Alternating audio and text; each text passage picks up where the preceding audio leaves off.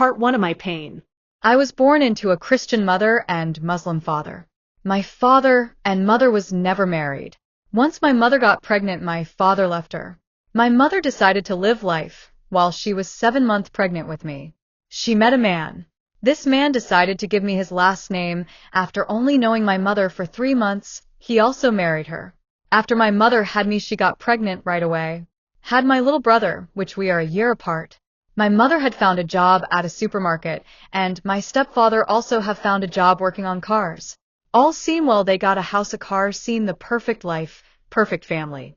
As everything seemed, but it's one thing my mother didn't know about my stepfather: he was on drugs. He couldn't keep a job. My mother loved him, so she was wanting to look over it. She joined him on the drugs. My stepfather loves racing cars.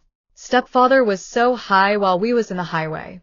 On our way to go out to eat, we got into a car accident. My mother and stepfather got arrested.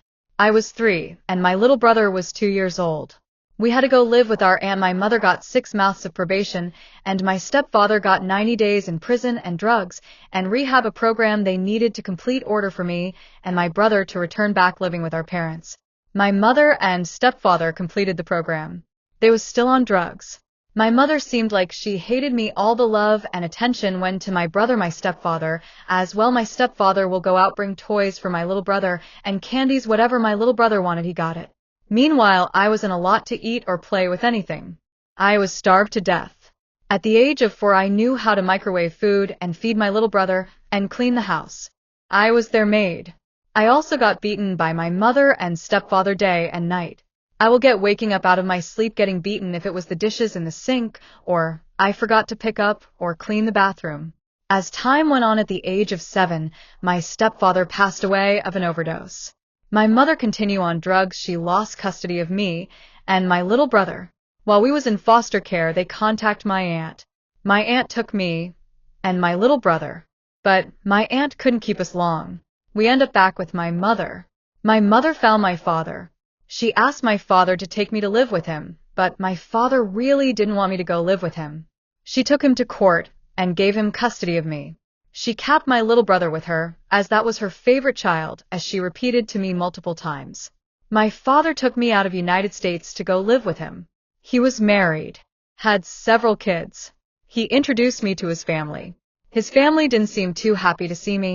He had a child outside of his marriage, and with a non-Muslim woman. His wife was surprised my father bring me to live with them, as she didn't know nothing about me. My father and his wife argue for several hours. His wife and my father finally came with a decision about my stay. His wife took me in as her maid. I had to cook and clean for them. I also needed to wear a hijab and needed to be covered at all time and learn my prayers. I had to learn how to pray 5 times a day. It was pretty hard for me as I didn't understand the language or understood anything about being a Muslim. I was not allowed to speak to my brothers. They only spoke to me when they needed me to cook or clean. I never understood why they needed me to be a maid for them when they have other maids working in the house. My father had a very big house and multiple cars, also had a driver and several workers. My father always traveled in and out of United States.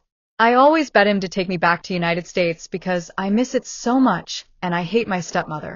But father always say no. My stepmom was so evil. She would dump my food in the ground and make me eat it. I was only allowed to eat from the floor.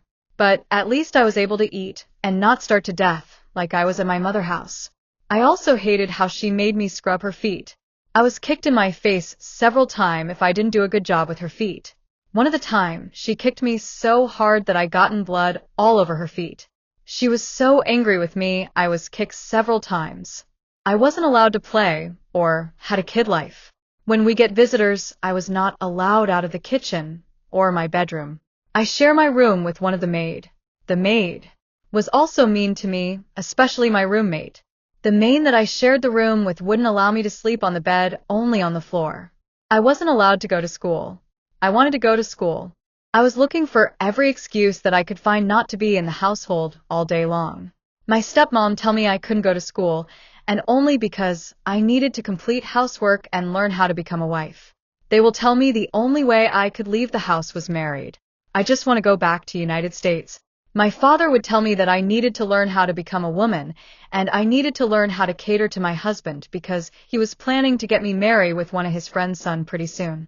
I was worried because I was only 10 years old. What 10-year-old wants to get married? All I wanted to do was to have fun and enjoy life with friends. I was not allowed to have any fun. I needed to come up with a plan to get out of this as soon as possible because there was no way I was going to get married at the age of 10. My father had left again, but this time he was going to be gone for a couple months. I was so upset. My oldest brothers will always play pranks on me and pick on me when their friends was over. They had a friends over for the weekend, and they will all team up on me. Never understood. Why would they treat me like this, as I was the only sister they have? My father had 5 sons, and I was only daughter. But I didn't seem like I was the only sister or the only daughter. I could wait for this weekend to go by any faster, but it sure looks like it's going to be one long as weekend as my brothers and friends continue to pick on me, and one of them throwing drinks at me while they was having a little dinner party. But I couldn't let my brothers and his friends continue to bother me for the rest of the weekend. It's only Friday. I have 2 more days. I need to figure something out quickly. It seems like I have a lot to figure out. So I came up with a plan. I say that I was so sick to do anything, so I stood in my room for the rest of the weekend. I was so happy until the maid came in and ruined it for me, and decided to snitch on me and told my stepmom that I wasn't sick. Stepmom was so upset with me. She beat me and locked me in the hallway closet. I don't know how long I was in there as I fell asleep because I was so much in pain due to the beatdown she gave me. When my father called, I told him what had happened. He told me he didn't call to speak to me, and he wanted to speak to my stepmother and not me.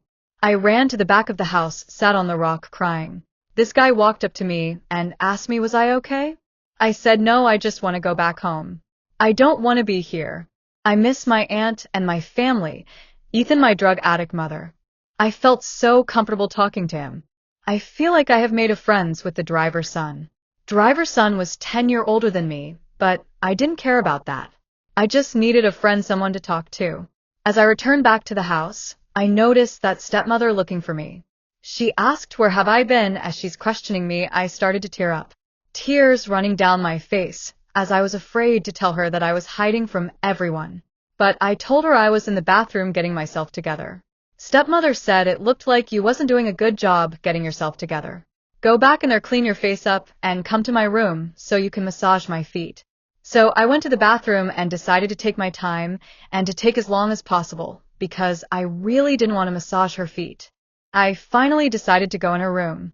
Thank God she was asleep, so I quietly walked out and closed her door and went to my room. I sat there and cried some more and pray, even if I didn't understand what I was praying, but I feel like I needed God in my life. I felt like I needed to apologize for my life, even though